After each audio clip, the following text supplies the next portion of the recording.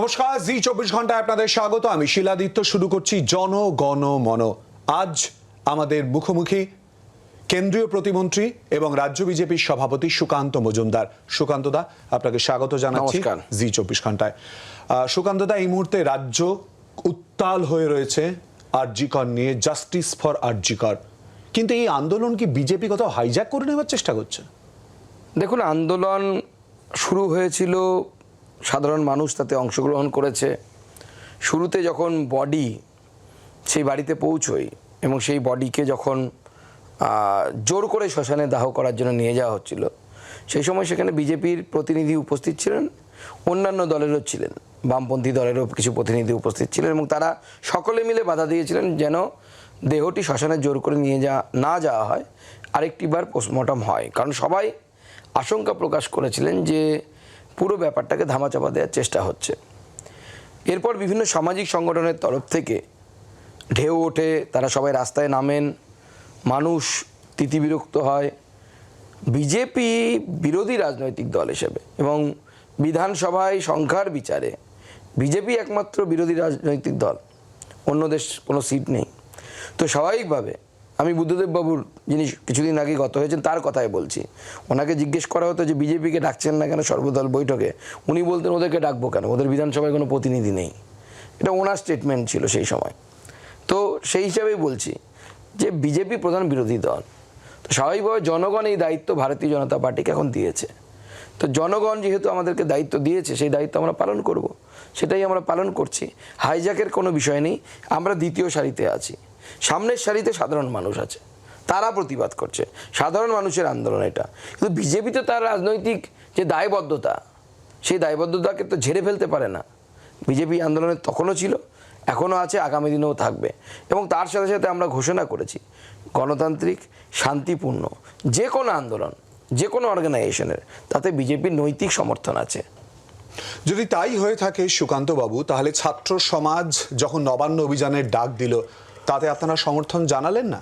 শুভেন্দু অধিকারী তো প্রকাশ্যেই বলেছিলেন। না, তাদের প্রতি অবশ্যই আমাদের সমর্থন আছে, আমরা তো বলেছি।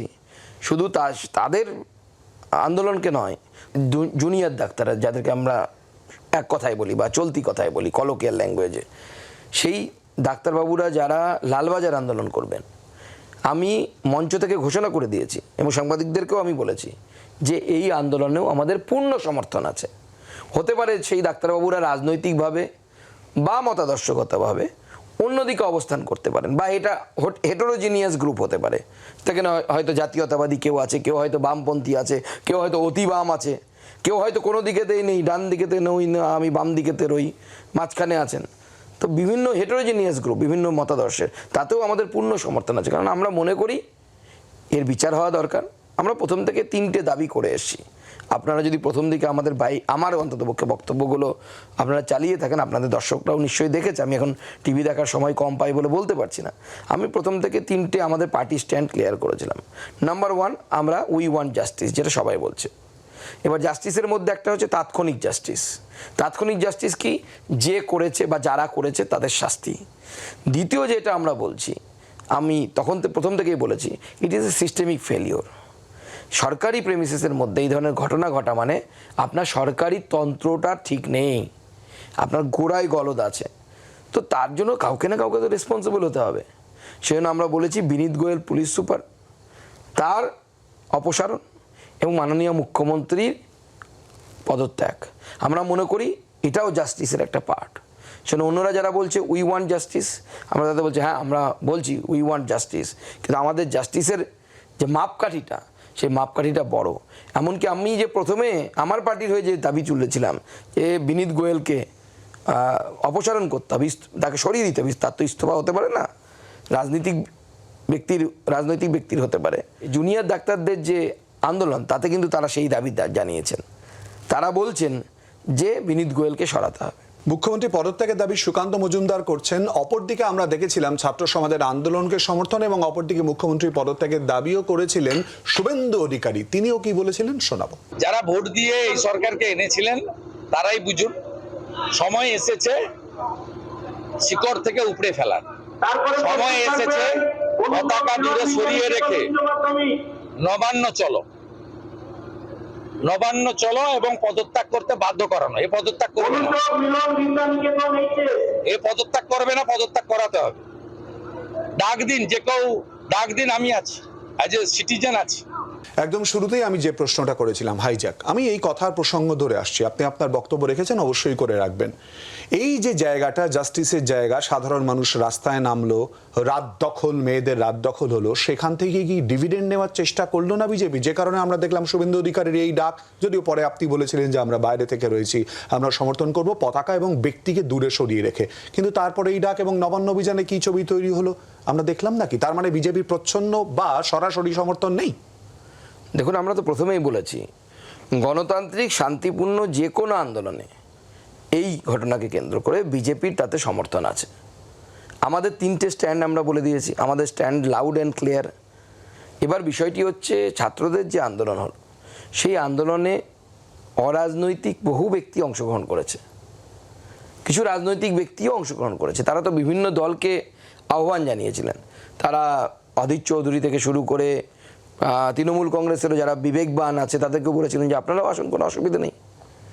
আমরা বলেছিলাম প্রথম থেকে যে আমরা নিজেরা যাব না, আমাদের যারা মুখ্য রাজনৈতিক ব্যক্তিত্ব আছে, অর্জুন সিং গেছিলেন। অর্জুন সিং হয়তো হঠাৎ করে তাগিদে চলে গেছেন, হয়তো ওনার মনে হয়েছিল প্রতিবাদ করা দরকার, কিন্তু আমরা বলেছিলাম পার্টি থেকে, পার্টির যারা শীর্ষ নেতৃত্ব তারা এতে যাবেন না, কারণ জনগণের আন্দোলন জনগণকে করতে দিন, জনগণ করবে সেই আন্দোলন, আমরা পাশে থাকবো। আমরা সহযোগী ফোর্স হিসেবে, সহযোগী শক্তি হিসেবে আমরা পাশে আছি। যারা যতটা চাইবে তাদের ততটা হেল্প করব। ডাক্তারবাবুদের যে আন্দোলন আছে তাতে যদি তারা আমাদের লিগাল সাপোর্ট চান বা মেডিকেল হেল্প চান, মেডিকেল হেল্পের প্রয়োজন নেই, তারা নিজেরাই ডাক্তার, তবু তারা যদি লিগাল সাপোর্ট চান আমাদের পুরো সাপোর্ট আমরা দেবো। বারবার করে বলছেন এবং নিজেদের দাবির কথা একদম শুরুতে যে কথা বলেছিলেন সেই জায়গায় দাঁড়িয়ে অন্যতম ইতিমধ্যে স্লোগানে রূপান্তরিত হয়েছে দফা 1 দাবি 1 মুখ্যমন্ত্রী পদত্যাগ। রাজনৈতিক উদ্দেশ্য নেই, মুখ্যমন্ত্রী পদত্যাগই সব সমস্যার সমাধান। দেখুন, মাননীয় মুখ্যমন্ত্রীর পদত্যাগটা আমরা কেন চাইছি এটা দেখুন। প্রথম কথা হচ্ছে, আমি একদিনের আমি একটা বর্ণনা করছি। আজকের যদি আমি এই দিনের যদি আমি করি, বর্ণনা করি, বিগত কয়েক ঘন্টায়, 24 ঘন্টায় ধরে নিন আমি, বা 72 ঘন্টা, যেভাবে ধরুন, আপনি স্যাম্পল নিন। আমি 24 ঘন্টার স্যাম্পল নিয়ে বলছি।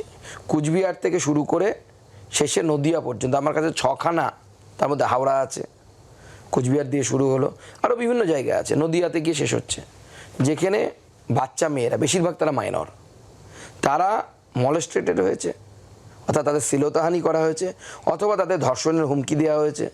কুচবিহারের ঘটনা উল্লেখ করি, সোশ্যাল মিডিয়ায় মহিলাকে বলা হচ্ছে ধর্ষণ করা হবে তোমাকে, যেহেতু সে প্রতিবাদ করেছে।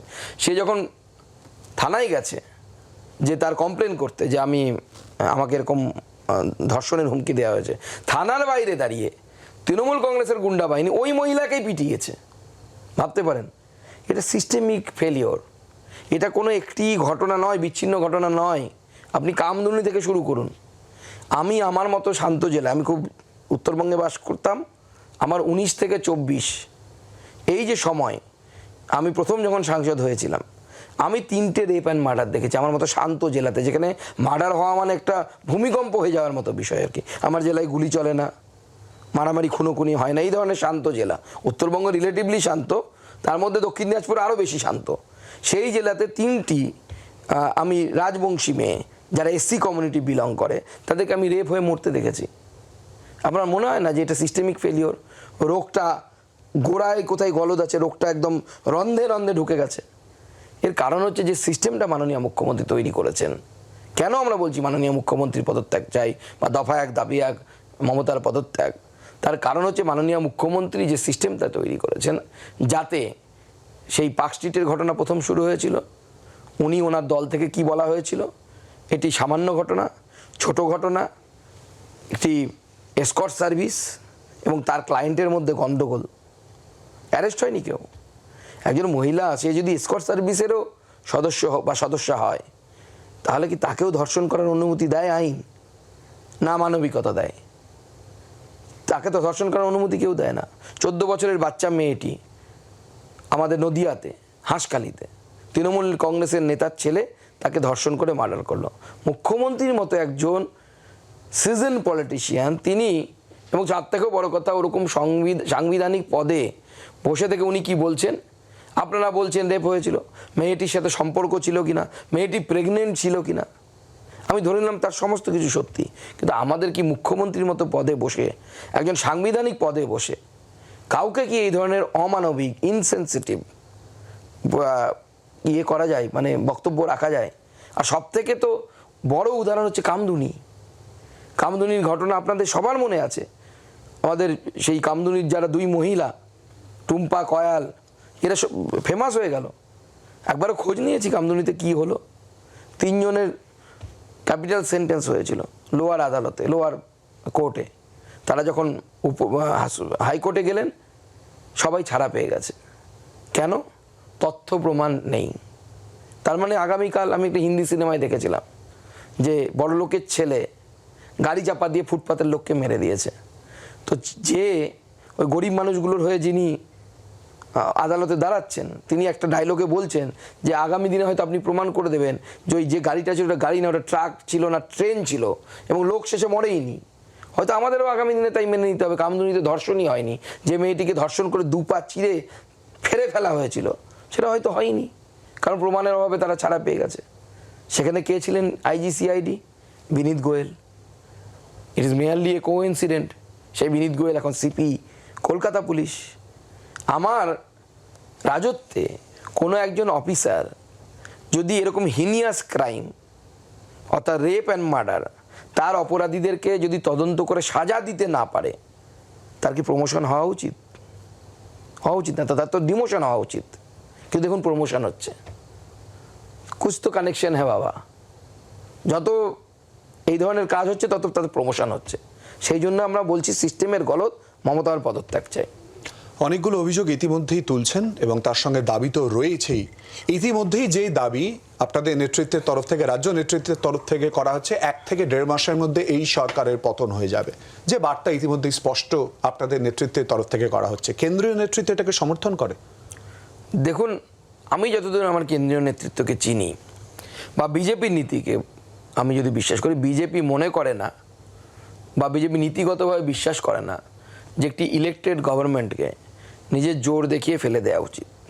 এটা এই নীতিতে ভারতীয় জনতা পার্টি বিশ্বাস করে না। জনগণ চাইলে তখন হয়। ভারতীয় জনতা পার্টি আজ অবধি 356 ধারা কোথাও লাগু করেনি, যদিও 21-এর ভোটের পর এখানে 356 ধারা লাগু করার মতো পরিস্থিতি হয়েছিল বলে আমার মনে হয়। 1 লাখ লোককে আমরা শিবির করে রেখেছিলাম, 25,000 ঘটনা ঘটেছিল, 12,000 তার মধ্যে শুধুমাত্র আমরা FIR করাতে পেরেছিলাম, বাকি কেউ FIR ভয়ে করেনি। 35 জন মহিলা রেপ হয়েছিল, কারো সাহস নেই বলবে যে সামনে এসে রেপ হয়েছে আমার। এই ধরনের পরিস্থিতি শুরু হয়েছিল। পশ্চিমবঙ্গ থেকে মানুষ, স্বাধীন রাষ্ট্রের স্বাধীন একটি অংশ, পশ্চিমবঙ্গ একটি রাজ্য, তার অধিবাসীদেরকে পাশের রাজ্য আসামে গিয়ে শেল্টার নিতে হয়েছিল। তখন কিন্তু ছিল পরিস্থিতি 356 লাগু করার মতো, কিন্তু আমাদের সরকার করেনি। তার কারণ হচ্ছে আমরা মনে করি যে একটি নির্বাচিত সরকারকে ফেলে দেওয়া উচিত নয়।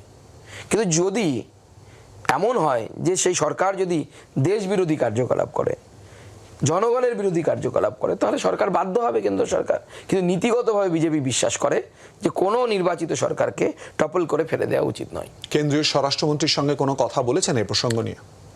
যেদিন বন্ধ ছিল সেদিন কিছু কথা হয়েছে, সবটা বাইরে বলা যাবে না, শুধু এটুকুই বলতে পারি। না, অবশ্যই করে। আপনি একটু আগেই সিস্টেমের কথা বলছিলেন, আমরা একটু বিজেপি সিস্টেমের দিকে নজর রাখি। 2024 লোকসভা নির্বাচন সবেমাত্র গেছে, আর লোকসভা নির্বাচনের ফলাফল অবশ্যই সে নিয়ে কথা বলবো, কিন্তু তার আগে আমরা একটু শুনে নিই এই ফলাফলের পরই দিলীপ ঘোষ তিনি ঠিক কি বলেছেন, শোনাবো। এসব পর্যালোচনা হওয়া উচিত, কর্মীরাই বলবেন কেন কি সমস্যা হয়েছে। তারপরেও আমি বিশেষ করে আমার লোকসভায় সময় দিয়েছি, মাঝখানে কিছুদিন রাষ্ট্রীয় রাজনীতিতে ছিলাম বলে অন্য রাজ্যে সময় দিয়েছি।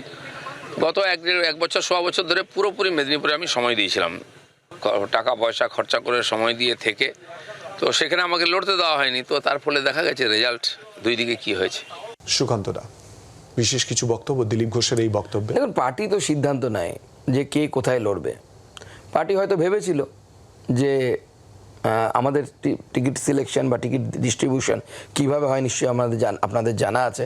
সবটা এখান থেকে আমরা ঠিক করে দিই না, এখান থেকে আমাদের কিছু প্রপোজাল যায়, প্রপোজাল গিয়ে আমাদের যে পার্লামেন্টারি বোর্ড, সেই পার্লামেন্টারি বোর্ড বসে এবং শেষ সিদ্ধান্ত নেওয়ার ক্ষমতা পার্লামেন্টারি বোর্ডের। তো স্বাভাবিকভাবে পার্টি হয়তো ভেবেছিল যেহেতু দিলীপদের ওটা স্ট্রং হোল্ড, এমনি আমরা হয়তো অন্য নতুন ক্যান্ডিডেটকে দিয়ে জিতে যাব, কিন্তু আমাদের পূর্ব বর্ধমান আর কি, যেটা বর্ধমান দুর্গাপুর আমরা বলি, রিলেটিভলি উইক সিট ছিল আমাদের। আমরা ভেবেছিলাম দিলীপ দাকে ওখানে শিফট করলে হয়তো দিলীপ দা সেই সিট নিজের কারিশমাতে বের করে নিয়ে চলে আসবেন। তো হয়নি, এক্সপেরিমেন্ট অনেক সময় সফল হয় না, অসফলও হয় অনেক সময়। 2024-এর রাজ্য বিজেপির ফলাফল এর যদি পুঙ্খান, নিশ্চয়ই এতদিনে আলোচনা হয়েছে, নিশ্চয়ই এই পুরো বিষয় নিয়ে পর্যালোচনা হয়েছে, আমরা জানিও আর কি। সেই জায়গায় দাঁড়িয়ে মূলত কারণ অনুসন্ধানে যদি প্রথম 3টে পয়েন্ট বলতে বলা হয়, কি বলবেন? দেখুন, আমাদের এই সমস্ত কারণ অনুসন্ধান সমস্ত হয় না যে তা না, এগুলো বাইরে বলার জিনিস নয়। আমাদের সাংগঠনিক বিষয় আমরা সংগঠনের মধ্যে আলোচনা করি। যে বিষয়গুলো বাইরে আছে, মানে বাইরে বলা যেতে পারে, সেই বিষয়গুলোর মধ্যে যেমন একটা যে 21-এর পর ভোট পরবর্তী সন্ত্রাস একটা বড় ফ্যাক্টর ছিল। এটা আমাদের অ্যানালাইসিসে উঠে এসছে। যে বুথগুলো থেকে আমরা আগে ভোট পেতাম, অর্থাৎ ডেমোগ্রাফিক্যালি আমাদের জন্য সুইটেবল বুথ ছিল, সে বুথগুলোতে 21-এর পর হামলা হয়। ডেমোগ্রাফিক্যালি অন্য টাইপের বুথগুলো থেকে হামলা হয়, আমি এর থেকে বেশি বলছি না। তার ফলে সেই বুথগুলোতে আমরা আর আগের বারের মতো ভোট পাইনি। এটা একটা অবজারভেশন। এরকম অনেক অবজারভেশন আছে এবং এগুলো অ্যানালাইসিস, মানে ডেটা অ্যানালাইসিস করার পর আমি বলছি। এরকম অনেক বিষয় আছে। সংগঠনে অনেক লোক জুড়ে ছিল যারা 10 বছর ধরে লড়াই করছিল, সাকসেস না হয়, 21-এ সাকসেস না হয়, তারা অতটা অ্যাক্টিভলি ঝাঁপিয়ে পড়েনি, এটাও একটা কারণ আছে অনেকের। তো এরকম অনেক কারণ আছে, সবটা বাইরে বলা সম্ভব নয়। একটা বিষয় বা প্রশ্ন, পর্যবেক্ষকদের যে মত সেখান থেকে উঠে এসেছে, রাজ্য বিজেপি কি খুব বেশি পরিমাণে আদালত এবং তারই সঙ্গে সেন্ট্রাল ফোর্স আসবে, তারা ভোট করাবে, তার উপর নির্ভর হয়ে পড়েছিল? দেখুন, আদালতে তো বিভিন্ন মানুষ যায়, আদালতে তো আমরা যাবই। আদালত একটা জায়গা যেখানে অন্ততপক্ষে গণতন্ত্র রক্ষার জন্য যে লড়াই, সেই লড়াই আমরা কিছুটা হলেও সাপোর্ট পাই, কারণ আদালত আইনের বাইরে যায় না। পশ্চিমবঙ্গে তো আইনের শাসন নেই এখানে, তো স্বাভাবিকভাবে আদালতে মানুষ যাবেই, এতে অস্বাভাবিক কিছু নয়।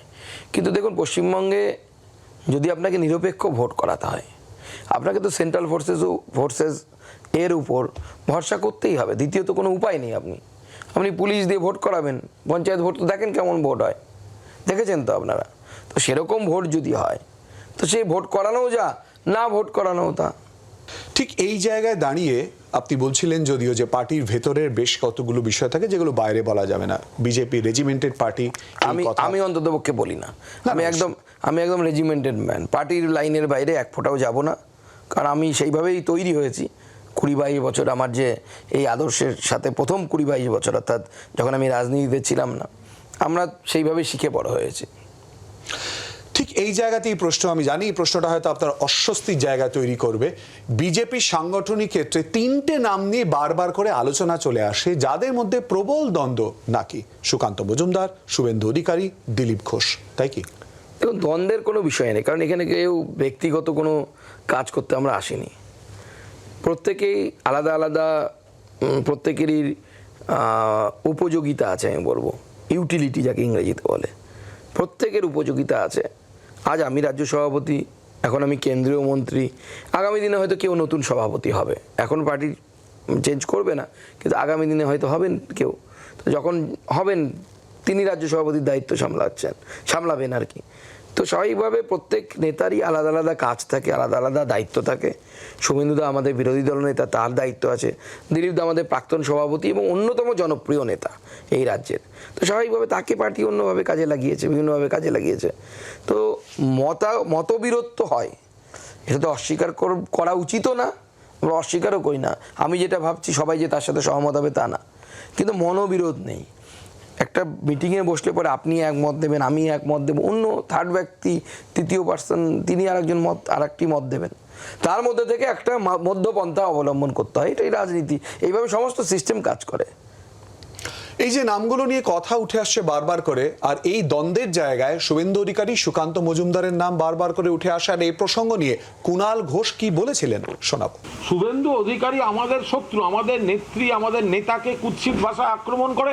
ও যে ভাষায় কথা বলে আমরা সে ভাষায় ওকে উত্তর দিই। সবসময় একটা অসংলগ্ন কথা বলা, ভুল কথা বলা, ইরিটেট করা, কিছু না কিছু। বিজেপিটা ছিল কোথায়? বিজেপিটা যেটুকু মানে দিলীপ বাবুদের সময়, আর তারপরে শুভেন্দু অধিকারী, এখন সুকান্ত বা ওর যেসব দলবল অফিস কাচারি চালায়, ওগুলো মানে ওগুলো মানে নেতা হিসেবে সুকান্ত শুভেন্দু জুতো পালিশ করার যোগ্য নেই। সুকান্তটা কুণাল ঘোষের বক্তব্য। আমি এর আগেও বলেছি, এই ধরনের অশিক্ষিত রুচিহীন লোকের সম্বন্ধে আমি কিছু বলতে চাই না। শুধু এটুকু বলে রাখি, সুকান্ত মজুমদার বালুরঘাট থেকে দ্বিতীয়বারের জন্য জিতে এসেছে। যিনি আমার বিরুদ্ধে দাঁড়িয়েছিলেন তিনি আমার বয়সের সমান পলিটিক্যাল এক্সপিরিয়েন্স ছাড়া, তিনি একসময় প্রিয়রঞ্জন দাসমুন্সির বিরুদ্ধে দাঁড়িয়েছিলেন। মমতা বন্দ্যোপাধ্যায় 4 বার গেছিলেন আমাকে হারানোর জন্য, 4টি বিধানসভায় সভা করেছেন। অভিষেক বন্দ্যোপাধ্যায় 2টি সভা করেছেন। ব্রাত্য বসু 7 দিন পড়েছিলেন। দেব 2 দিন পাঠানো হয়েছিল। বাবুল সুপ্রিয়, বীরবাহা হাসদা, আরও লটস মোর, এমনকি আইপ্যাকের যে ছেলেটি সব থেকে মাথা এখন দেখে সে ঘাঁটি গেড়ে বসেছিল। তারপরেও সুকান্ত মজুমদারকে হারানো যায়নি। এবং মমতা বন্দ্যোপাধ্যায় গণনার সময় প্রেশারে আনার জন্য, অ্যাডমিনিস্ট্রেশনকে প্রেশারে আনার জন্য কলকাতায় বসে ঘোষণা করে দেয়, যখন আমি 10,000 ভোটে এগিয়ে আছি, যে সুকান্ত মজুমদার হেরে গেছে। এবং আপনাদের জ্ঞাতার্থে জানিয়ে রাখি, আমি জিতে যাওয়ার পর জোর জবরদস্তি করে রিকাউন্টিং করানো হয়েছিল 10টা মেশিনের। আমার থেকে অনেক ন্যারো মার্জিনে আমাদের সাংসদও জিতেছে, ওদেরও সাংসদ জিতেছে। ওদের আরামবাগ আমার থেকে কম মার্জিনে, যেটা রিকাউন্টিং হয়নি, কিন্তু আমার 10টা মেশিন রিকাউন্টিং হয়েছিল। তারপরেও কিন্তু সুকান্ত মজুমদারকে হারানো যায়নি। এবং আমি বলছি হারাতে পারবে না। আবার সামনে বছর ভোট, মানে সামনে লোকসভায় ভোট হবে, যদি আমার সিট মহিলা না হয়ে যায় তাহলে আমি দাঁড়াবো। আশা করি পার্টি আমার উপর এটুকু ভরসা রাখবে। মমতা ব্যানার্জি 4 বার গিয়েও হারাতে পারেনি। এর সামনে এবার বলবো 6টা বা 7টা, যত এরপরে হয়তো বিধানসভার সংখ্যা পরিবর্তন হবে। প্রত্যেক বিধানসভায় একবার করে আসুন, চেষ্টা করে দেখুন যদি হারাতে পারেন। অদম্য সুকান্ত মজুমদারের বক্তব্য, এবং তিনি তার দাবিতে একেবারেই অনড় রয়েছেন। ভোট হোক, রাজনীতির ময়দান হোক, এবং তারই সঙ্গে নানান আন্দোলন হোক। আরো অনেকগুলো বিষয়ে জানার চেষ্টা করব সুকান্ত মজুমদারের সঙ্গে কথা বলে জনগণমনতে। একটা বিরতির পর সঙ্গে থাকুন।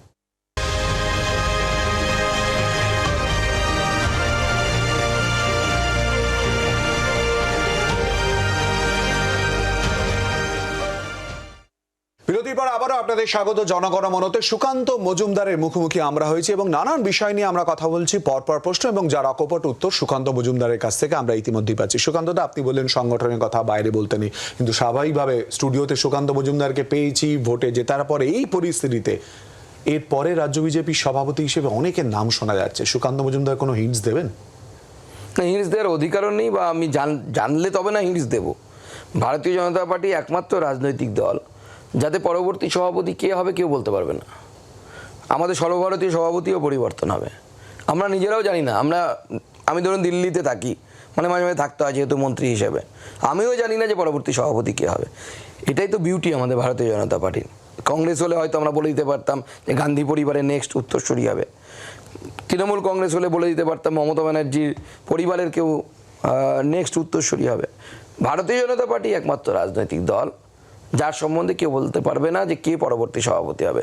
সুকান্ত মজুমদারকে সভাপতি করা হবে আমি কোনোদিনও জানতাম না। আমাকে কেউ কোনোদিনও বলেনি যে আপনাকে সভাপতি করা হবে। যেদিন ঘোষণা করা হলো তার কয়েক ঘন্টা আগে আমি ফোন পেয়েছিলাম। আমি ভাবিনি কোনোদিন আমি সভাপতি হব, এত তাড়াতাড়ি তো অ্যাটলিস্ট ভাবিনি কোনোদিন, আমার স্বপ্নের মধ্যেও আসতো না। আমি কাজ করে যেতাম। তো ভারতীয় জনতা পার্টি কখন কি সিদ্ধান্ত নেবে তার সিদ্ধান্ত নেওয়ার একটা পদ্ধতি আছে, সেই পদ্ধতিটা খুব জোরদার। সেই পদ্ধতির মাধ্যমে সিদ্ধান্ত হয়। আমাকে উত্তরবঙ্গের একটা প্রান্তিক জেলা থেকে তুলে এনে রাজ্য সভাপতির দায়িত্ব দেওয়া হয়েছিল। আমি অনেক কিছু শিখেছি, যতটা ঈশ্বর আমাকে ক্ষমতা দিয়েছে পার্টিকে সেবা করার চেষ্টা করেছি। আগামী দিনেও এইভাবে করে যাব। উত্তর পূর্ব উন্নয়ন মন্ত্রকের দায়িত্বপ্রাপ্ত প্রতিমন্ত্রী, সেই জায়গায় দাঁড়িয়ে উত্তরবঙ্গ নিয়ে যে মন্তব্যে রীতিমতো রাজনৈতিক মহলে তোলপাড় ফেলে দিয়েছিল, সেই প্রশ্ন নিয়ে আপনার কাছে আসবো। কিন্তু ঠিক কি বলেছিলেন সেই দিনকে সুকান্ত মজুমদার স্বয়ং, শুনিয়ে দেবো একবার। আজ মাননীয় প্রধানমন্ত্রীর সাথে আমি দেখা করেছি এবং দেখা করে মাননীয় প্রধানমন্ত্রীর হাতে একটি প্রস্তাব তুলে দিয়ে এসেছি, আপাতত যে একটি প্রেজেন্টেশন তুলে দিয়ে এসেছি যাতে নর্থ ইস্টের সাথে উত্তরবঙ্গে সিমিলারিটি কি কি আছে এবং তার ফলে উত্তরবঙ্গকে নর্থ ইস্টের অন্তর্ভুক্ত করা যেতে পারে, এই ধরনের প্রপোজাল আমি মাননীয় প্রধানমন্ত্রীকে দিয়েছি। এবার মাননীয় প্রধানমন্ত্রী তার বিচার করবেন এবং আগামী দিনে যদি নর্থ ইস্টের সাথে উত্তরবঙ্গ যুক্ত হয়, উত্তরবঙ্গ পশ্চিমবঙ্গের অংশ হিসেবে নর্থ ইস্টের সাথে যদি যায়, তাহলে পরে স্বাভাবিকভাবেই উত্তরবঙ্গে কেন্দ্রীয় যে প্রকল্পগুলো আছে সেই প্রকল্পের টাকা অনেক বেশি পরিমাণে পাওয়া যাবে এবং তার সাথে সাথে এই এলাকা অনুন্নত এবং এলাকার উন্নয়ন হবে। এবং আমার মনে হয় রাজ্য সরকারেরও এতে বাধা থাকবে না, বা রাজ্য সরকারের সহযোগিতা আমরা পাবো। সুকান্ত দা কেন বললেন এই কথা? প্রচুর সমালোচনার মুখে পড়তে হলো তো। না, সমালোচনা দেখুন, যারা সমালোচনা করেছেন তারা না বুঝে করেছেন। আমার স্টেটমেন্ট আপনি যদি ভালো করে শুনে থাকেন, পশ্চিমবঙ্গের অংশ হিসেবে আমি পরিষ্কার বলে দিয়েছি। এনইসি মানে হচ্ছে নর্থ ইস্টার্ন কাউন্সিলের মধ্যে যাওয়া। কী লাভ হয় এতে?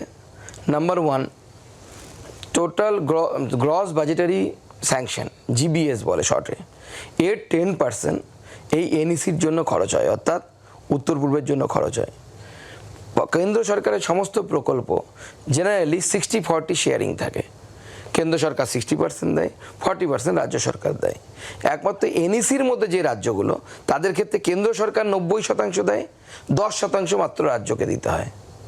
তো যদি কোনো একটি এলাকা উন্নয়নের জন্য পশ্চিমবঙ্গের অংশ হিসেবে, আমি বারবার সেই অংশটাকে রিপিট করছি কারণ আমাদের তৃণমূলের বন্ধুরা তারা বুঝে বা না বুঝে চিৎকার করলো, চিৎকার করে লাভ কিছু হলো না। উত্তরবঙ্গ সেই তিমিরেই থেকে গেল, রাজ্য সরকারের কোনো ডেভেলপমেন্টাল মডেল নেই, এরকমই থাকবে অন্ধকারে, থাকতে দিন। আর ইতিমধ্যেই কিন্তু এই প্রসঙ্গ নিয়ে যখন একেবারে তোলপাড় হয়ে গেছিল, পরিস্থিতি তৈরি হয়েছিল সুকান্ত মজুমদারের এই বক্তব্যের পরিপ্রেক্ষিতে, তখন চন্দ্রিমা ভট্টাচার্য বলেছিলেন এরকম পরিস্থিতি তৈরি হলে উত্তরবঙ্গের মুখ্যমন্ত্রী নাকি হতে চান সুকান্ত মজুমদার। কি বলেছিলেন শোনাবো। আমার মনে হয় বোধহয় অন্য ভাবছেন যে এটা যদি একটা করে দেওয়া যায় এখানে, তাহলে আমি এখন সাংসদ আছি, তাহলে আমার একটা উত্তরবঙ্গ যদি আলাদা একটা দেশ হয়ে যায়, আলাদা একটা রাজ্য হয়ে যায়, তাহলে আমি একটা মুখ্যমন্ত্রী হয়ে যাব ওখানে। এরকম একটা স্বাদটা আছে বোধহয়, তার জন্য এই ধরনের কথাবার্তা বলা, এগুলোকে ধিক্কার জানায় মানুষ। সুকান্ত দা, বিশেষ কোনো স্বাদের কথা চন্দ্রিমা ভট্টাচার্য বলেছেন? দেখুন, আমরা যখন আরএসএস এর শাখাতে যাওয়া শুরু করেছিলাম না, তখন কোনো রাজনীতিতে আসবো ভাবিনি। এবং 19 ভোটে দাঁড়ানোর আগে আমি রাজনীতি থেকে শতহস্ত দূরে থাকতাম। ওনাদের মতো লোকেদের শখ টক হয়, মন্ত্রিত্ব, বাড়ি গাড়ি এসব নিয়ে থাকতে পছন্দ করেন। সুকান্ত মজুমদারের ওসব হয় না। আমি মাটির ঘর, বিচলিত চাল, খড় বলি যেটাকে আমরা, সেই ঘর থেকে উঠে আসা ছেলে। মাননীয় মুখ্যমন্ত্রী মাঝে মাঝে গল্প করেন না, আমাদের ছোটোবেলায় এরকম ছিলাম, অমুক ছিলাম, আমার মাঝে মাঝে হাসি পায় যে উনি তো তাও একটা জেনারেশন আগের মানুষ, আমার মা বাবার জেনারেশনের মানুষ। আমি এই জেনারেশনের মানুষ হয়ে আমার ছোটোবেলাটা একটা সময় কেটেছে, টাঙ্গন নদীর জলেই রান্না হতো, টাঙ্গন নদীর জলই খেতাম, বলার কি আছে ওতে? তো যাদের এইসব এসি বাড়িতে থেকে অভ্যাস, বাবা মা উচ্চশিক্ষিত, টাকা পয়সা ঢেলেছে, আমাদের ওসব নেই। আমার পরিবারে আমি সব থেকে বেশি পড়াশুনো করেছি। আমার মা কলেজে ভর্তি হয়েছিলেন, তারপর বাদ দিয়ে দিতে বাধ্য হয়। তো সেই আমরা লড়াই করে অভ্যস্ত। এবং যেখানে আমার অন্ততপক্ষে খারাপ লাগে এই জন্য, তৃণমূলের অনেক নেতা ইংরেজি ভালো বোঝেন না, হিন্দি ভালো বলতে পারেন না, বোঝেন না, স্বাভাবিক, অস্বাভাবিক কিছু না, যে কোনো মানে বাংলা ভালো বোঝেন না, এটা আমার অবাক লাগে। আপনি আমার পুরো স্টেটমেন্টটা দেখালেন, আমি ধন্যবাদ দেবো আপনাদেরকে। পশ্চিমবঙ্গের অংশ হিসেবে এর তর্জমা কি, এর মানে কি? Being a part of West Bengal, ঠিক ট্রান্সলেশন করলাম তো আমি। এর মানে কি কোথাও রাজ্যভাগের কথা বলা আছে? রাজ্যভাগ না করে being a part of West Bengal it can be included in NEC, যদি এরকম প্রভিশন করা যায়, সেই বিষয়ে কথা হয়েছিল। তো সরকারের পছন্দ না, অসুবিধা নেই, মানুষ ঠিক করবেন আগামী দিনে এটা ভালো ছিল কি খারাপ ছিল। একসময় সীতারাম ইয়েচুরি এই প্রস্তাব দিয়েছিলেন, বহু আগে দিয়েছিলেন যে উত্তরবঙ্গের পাহাড়ি অঞ্চলকে করা হোক, একসময় ছিল। আরও অনেকে একসময় এই ধরনের প্রস্তাব দিয়েছে। অশোক ভট্টাচার্যের মতো মানুষ এই প্রস্তাবকে সমর্থন করেছে। তো অশোক ভট্টাচার্যের কি মুখ্যমন্ত্রী হওয়ার শখ হয়েছে নাকি? এনইসির পার্ট হওয়া মানে তো আলাদা স্টেট হবে না, সেটা এই স্টেটেরই অংশ থাকবে। সুকান্তদা, আপনি জীবনযাপনের কথা বলছিলেন, মুখ্যমন্ত্রীর জীবনযাপনের কথা। আপনি কেন্দ্রীয় প্রতিমন্ত্রী, আমাদের সকলের কেন্দ্রীয় প্রতিমন্ত্রী, মুখ্যমন্ত্রী আপনারও আমারও মুখ্যমন্ত্রী। Obviously. আপনার জীবনযাপন যেমন সরল স্বাভাবিকভাবে, যেরকমভাবে আপনার গঠনশৈলী এসছে, মুখ্যমন্ত্রীর তার জীবনযাপন, এটাই আমরা জেনে এসছি বা দেখে এসছি আর কি। সেই জায়গায় মানে তার সঙ্গে পরবর্তী প্রজন্ম, টাকা পয়সার এগুলোর যোগসূত্র বা কথাগুলো কেন চলে আসে? দেখুন, যখন আপনি মাননীয় মুখ্যমন্ত্রী যে স্ট্যাটাসের কথা বলেন, উনি টালির ঘরে থাকেন, হাওয়াই চটি পরেন, পরবর্তী ইনফরমেশনগুলো তো মেলে না। আমরা দেখতে পাই পুরীর এক সমুদ্র সৈকতে একটি হোটেল আছে, তার অ্যাড্রেস হচ্ছে ওনার বাড়ির অ্যাড্রেস। 35খানা প্লটের মালিক, গণশক্তিতে বেরোই যে ব্যানার্জি পরিবারের মানুষ 35খানা প্লটের মালিক, তো তখন তো মিলবে না। আমার কাকাতো ভাইয়েরা এখনও খুব খারাপ অবস্থায় দিন কাটায়। কিছুদিন আগেও আমার পিসিরা মাটির বাড়িতে থাকতেন। আমি যদি নেতা হয়ে টানতে শুরু করি সবাইকে, তাহলে তো আমার মধ্যে করাপশন আসবে। আমি আমার মতো যেরকম আমাকে জনগণ দায়িত্ব দিয়েছে, সেই দায়িত্ব পালন করতে হবে। আমাদের এটাই নীতি আদর্শ। আমাদের মাননীয় প্রধানমন্ত্রী তার অন্যতম নিদর্শন। তার ভাই এখনও পেট্রোল পাম্পে কাজ করেন, তার মা জীবিত থাকতে তিনি অটোতে চড়ে ভোট দিতে যেতেন, তার ভাইরা আজ 5টা সিম্পল মানুষের মতো জীবন কাটায়। আমার বালুরঘাটে গেলে দেখতে পাবেন আমার মা হয়তো ব্যাংকে কোনো কাজে যাচ্ছে, টোটো বা ই রিক্সা চড়ে যাচ্ছে। তো অস্বাভাবিক কিছু নাই। তো এরকমই জীবন হওয়া উচিত। আমার যতটুকু ইনকাম ততটুকুই আমার জীবন শৈলীতে পরিবর্তন আসা উচিত, তার বেশি আসা উচিত না। তাহলে আপনি কি বলতে চাইছেন যে এক্ষেত্রে মানে একেবারে সরাসরি বক্তব্য হচ্ছে তৃণমূল কংগ্রেসের বিভিন্ন নেতা নেত্রীদের ক্ষেত্রে তাদের জীবনশৈলীতে বেশ পরিবর্তন এসছে? আপনি তৃণমূলকেই বলুন না কেন, 2011 সালে ক্ষমতায় আসার আগে তৃণমূলের নেতাদের এক একজনের প্রপার্টি আর বর্তমান প্রপার্টি কত ফারাক এসেছে। একবার একটা শ্বেতপত্র প্রকাশ করুক টিএমসি। বিজেপির হয়নি কারণ বিজেপিরও আমাদের তো দিতে হয় হিসেব।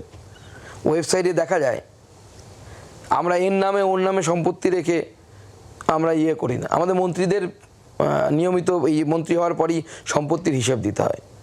আমাকে বলেছিল আমার মা স্ত্রী এর নামে দিতে, আমি আমার মা স্ত্রী বাচ্চাদের নামেও যা যা আছে সব দিয়ে দিয়েছি। লুকোনোর কি আছে?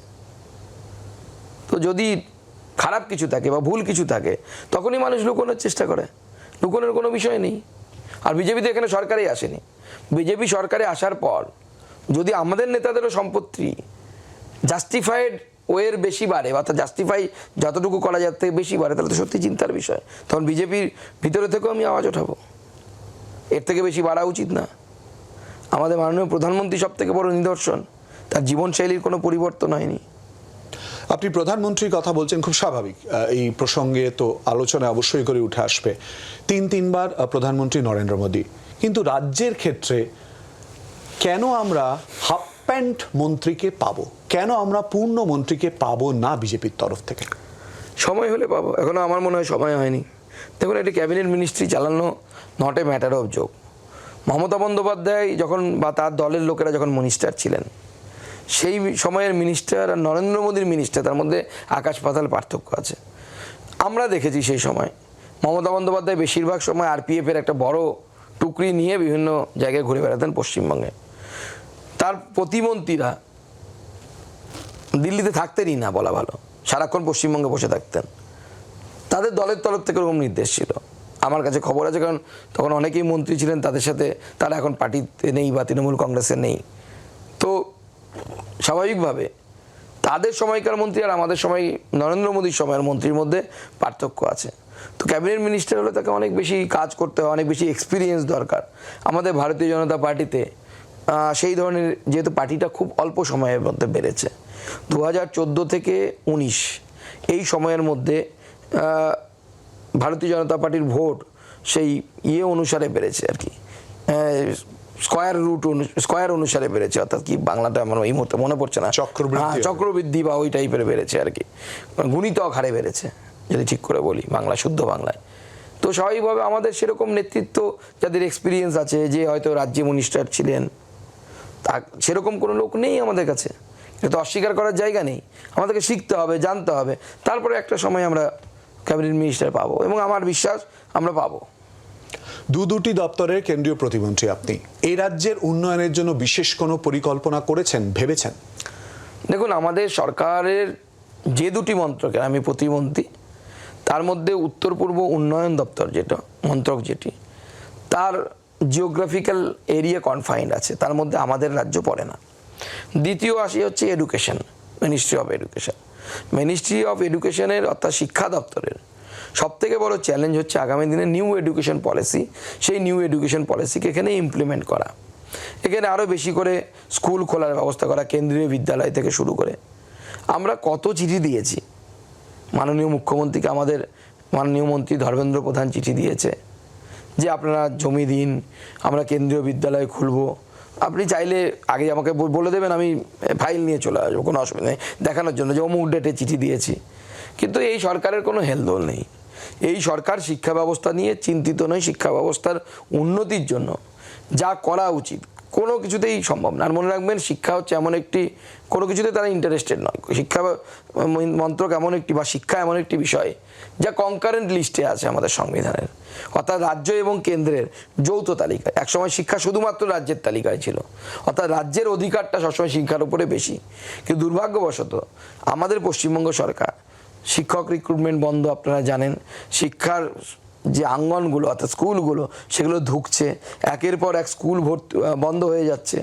তো আগামী দিনে একটা বড় চ্যালেঞ্জ যে পশ্চিমবঙ্গের এই যে সরকারি শিক্ষা ব্যবস্থা, তাকে টিকিয়ে রাখা। আমরা হয়তো অনেকেই সরকারি স্কুল থেকে পড়ে এসেছি, আমি নিজে সরকারি স্কুল থেকে পড়ে এসেছি। এমনকি আমার বড় মেয়েকে আমি শুরুতে সরকারি স্কুলেই ভর্তি করেছিলাম, মালদাতে আমি যখন চাকরি ছুটতে থাকতাম। হচ্ছে না, পরিকাঠামো নেই, বই পাওয়া যায় না। সরকারি স্কুল মাধ্যমের, সরকারি স্কুলের ইংলিশ মিডিয়াম মাধ্যমে আমি বাল্য গার্লসে ভর্তি করেছিলাম আমার বড় মেয়েকে। তাকে শিফট করতে বাধ্য হলাম আমি সিবিএসসি বোর্ডে। বই নেই, বই পাওয়া যাচ্ছে না। আপনি কি করবেন? মানে ছেলে খেলা চলছে শিক্ষা নিয়ে। রাজ্য সরকারের সঙ্গে এই ব্যাপারে কথা বলেছেন, চিঠি দিয়েছেন, প্রস্তাব দিয়েছেন? আমাদের সমস্ত প্রস্তাব পাঠানো আছে। যেসব জায়গায় আমরা কেন্দ্রীয় বিদ্যালয় নতুন করে খুলতে চাই, যেমন দক্ষিণ চব্বিশ পরগনায় কেন্দ্রীয় বিদ্যালয় নেই, আমরা সেখানে খুলতে চাই, তার চিঠি দেওয়া আছে। আগামী দিনে মাননীয় মন্ত্রী ধর্মেন্দ্র প্রধান সাহেব চিঠি দিয়েছেন, উনি আমাকে বলেছেন আবার একটি তুমি চিঠি দাও, আমি একটি চিঠি দেবো আগামী দিনে। তো এই ধরনের বহু জিনিস আছে যেগুলো আগামী দিনে যদি রাজ্য এবং কেন্দ্র সহযোগিতার হাত ধরে সামনের দিকে এগিয়ে যায়, তাহলে অনেক কিছু করা যায়। কিন্তু ভাববেটাকে রাজ্যের শিক্ষা ব্যবস্থা নিয়ে ভাবার মতো জায়গা কোথায়? রাজ্য সরকার তো চুরি করতে ব্যস্ত, কোথা থেকে চাকরি বিক্রি করা যাবে তা নিয়ে ব্যস্ত, পার্টির ছেলেরা কীভাবে চাকরি পাবে তা নিয়ে ব্যস্ত। আমাদের শিক্ষামন্ত্রী একসময় ক্যামেরার সামনে বলেছিলেন, হ্যাঁ তৃণমূলের ছেলেরাই চাকরি পাবে, কিভাবে পাবে বলবো না।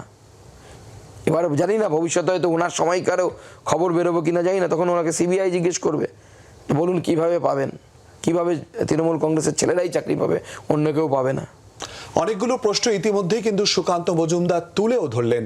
আমরা আরও আমাদের প্রশ্নের উত্তর খোঁজার চেষ্টা করব সুকান্ত মজুমদারের সঙ্গে কথাবার্তায়। মুখোমুখি সুকান্ত মজুমদারের জনগণমন, একটা বিরতির পর সঙ্গে থাকুন।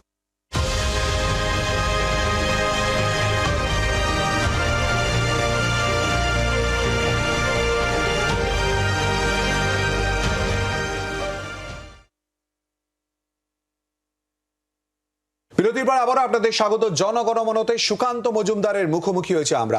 সুকান্তদা, আপনি বলছিলেন রাজ্য শিক্ষা ব্যবস্থা সম্পূর্ণ ভেঙে পড়া, পর অভিযোগ করছিলেন নিট দুর্নীতি সারা ভারতবর্ষে আলোড়ন ফেলে দিল, প্রশ্ন উঠে গেল, ছেলেমেয়েরা শঙ্কার মধ্যে থাকলো। তার দায় কেন্দ্রীয় শিক্ষা প্রতিমন্ত্রী হিসেবে অস্বীকার করতে পারেন কি? দেখুন, পশ্চিমবঙ্গের দুর্নীতি আর নিটের বিষয় দুটো সম্পূর্ণ ভিন্ন, আলাদা। পশ্চিমবঙ্গের শিক্ষা দপ্তর এই দুর্নীতির সাথে জড়িত। শিক্ষা দপ্তরের প্রাক্তন আধিকারিকরা জেলের ভেতরে, শিক্ষামন্ত্রী প্রাক্তন তিনি জেলের ভেতরে। নিটের ক্ষেত্রে সুপ্রিম কোর্টের রায় পরিষ্কার করে সমস্ত কিছু ক্লিয়ার করে দিয়েছে, আপনি পড়ে নিন। সেখানে কি বলছে যে গ্রস অ্যানামোলিজ বা ব্রিজ ইন দ্য মানে স্যাংটিটি কোনোটাই হয়নি। যখনই কোনো জটিল পরীক্ষা হয়, কিছু লোক তো চুরি করার চেষ্টা করবে, এবং কোর্ট সেখানে বলেছে যে যারা চুরি করবে বা করে চান্স পেয়েছে ধরা পড়বে, তাদের বিরুদ্ধে ব্যবস্থা নেবে সরকার। পরবর্তী সময় পড়তেও হয়তো অনেকের সেই নিটের সার্টিফিকেট ক্যান্সেল হতে পারে, বা তাকে ডাক্তারি পড়া ছেড়ে বাইরে বেরিয়ে আসতে হতে পারে। কিন্তু সরকারের ইনভলভমেন্ট, সরকার দেখুন, আমাদের সরকার প্রথম থেকেই সিবিআইকে দিয়ে দিয়েছে, এনকোয়ারি করো, ধরো। অ্যারেস্ট হয়েছে প্রচুর লোক। বিহারের প্রাক্তন উপমুখ্যমন্ত্রী তেজস্বী যাদব, তার কাছের লোকেরা গ্রেপ্তার হয়েছে। কিন্তু এখানে কি, যখন কোর্ট বলছে সিবিআই, কোর্টকে সিবিআই দেওয়ার পর, রায় দেওয়ার পরেও আটকানোর জন্য রাজ্য সরকার চলে যাচ্ছে হচ্ছে উচ্চ আদালতে, আপনার আমার ট্যাক্সের টাকা খরচ করে, যে যেন তেন প্রকারে সিবিআইকে আটকাতে হবে।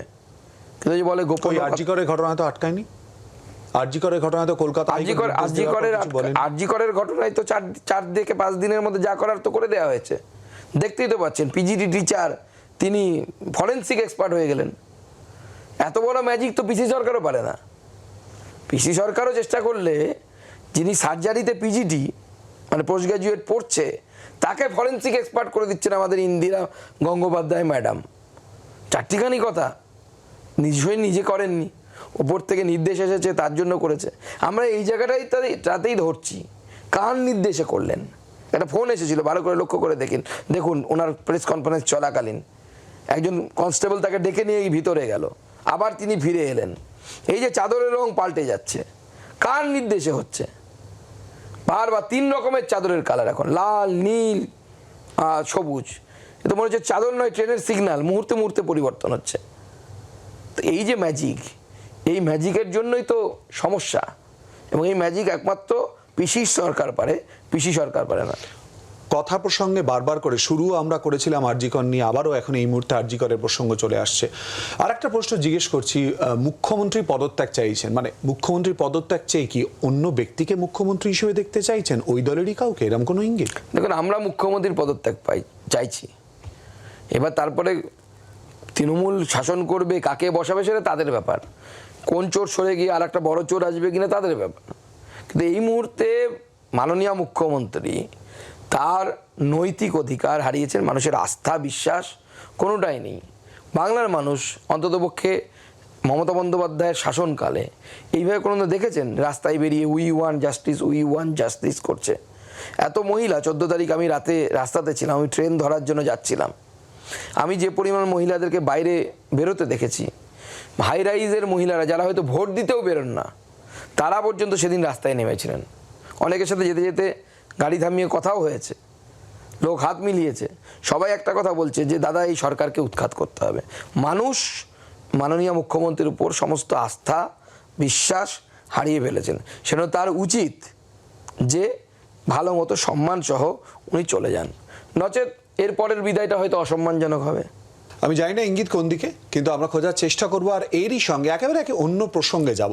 একটু আগেই সুকান্ত মজুমদার বলছিলেন যে তাকে হারানোর জন্য পরিকল্পনা শুরু নয়, এবং অপরদিকে কিন্তু বিভিন্ন নেতৃত্ব এবং বিভিন্ন ব্যক্তি গিয়ে উপস্থিত হয়েছিলেন। আর ভোট পরবর্তী সময়ে সুকান্ত মজুমদার মন্ত্রীও হয়েছেন, তারপর তাকে শুভেচ্ছাও জানিয়েছেন অভিনেতা এবং সাংসদ দেব। কি বলেছিলেন শোনাবো। সুকান্তদা এবং শান্তনু ঠাকুর দুজনকে শুভেচ্ছা। এই দায়িত্বগুলো ওনারা পেয়েছেন, যেন দেশে যেন কাজে লাগে, দেশ যেন এগিয়ে যায় দুজন বাঙালির হাত ধরে, সেটাও একটা গর্বের ব্যাপার। ইনফ্যাক্ট সুকান্তদাকে আমি এমনি মেসেজ করেছিলাম, শুভেচ্ছা জানিয়েছি, এবং I am happy for it. তখন পলিটিক্যাল আইডিওলজি আলাদা হলেও কোথাও যেন আমার সম্পর্কটা আমার কাছে ইম্পর্টেন্ট।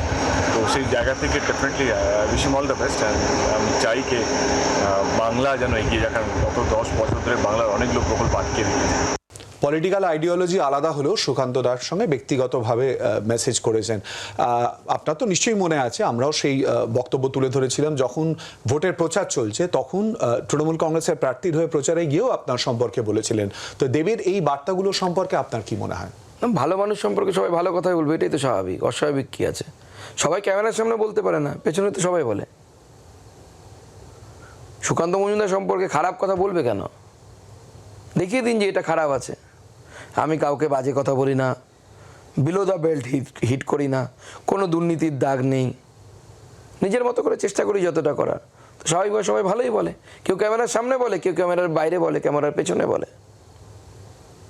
দেবের সবশেষের উক্তি, কিছুক্ষণ আগেও এই প্রসঙ্গে আমরা কথা বলছিলাম যে বাংলার উন্নয়নের জন্য সুকান্ত মজুমদার যেন চেষ্টা করেন আর কি। সেই উন্নয়নের বার্তা তৃণমূল কংগ্রেসের তরফ থেকেও, যদিও তার আলাদা একটা আইডেন্টিটিও রয়েছে অভিনেতা হিসেবে, সেটাও কিন্তু দিয়েছিলেন। এটা কিন্তু সাম্প্রতিক বক্তব্য নয়, আগের বক্তব্য, আপনি মন্ত্রী হবার পরের বক্তব্য আর কি। এই বাংলার উন্নয়নের কথা এই জায়গায় কি কোথাও মনে হচ্ছে না এক? অবশ্যই রাজ্য সরকারের তরফ থেকে বাংলার উন্নয়ন সম্পর্কিত যদি কোনো প্রস্তাব আসে, সেই প্রস্তাব নিয়ে লড়াই করার দায়িত্ব দিল্লিতে সুকান্ত মজুমদার। শুধু তাই নয়, কেন্দ্রীয় যে ইনস্টিটিউটগুলো আছে, মোটামুটি 9খানা এখানে ইনস্টিটিউট আছে, তার মধ্যে কতগুলোর গুরুত্ব খুব বেশি, কতগুলোর গুরুত্ব মানে রিলেটিভলি কম। তো সেই ইনস্টিটিউটগুলো যেন আরও ভালো করে চলে। আমাদের বিশ্বভারতী আছে, আমাদের IIT খড়গপুর আছে, আমাদের বেসু আছে, অর্থাৎ শিবপুর আছে, এরকম বহু ইনস্টিটিউট আছে। আমাদের IIT ক্যাম্পাস এখান থেকে কাছেই আছে, সল্টলেকে, সেখানে ইনকিউবেশন সেন্টার তৈরি হচ্ছে, TCS থেকে শুরু করে অন্যান্যরাও আসছে।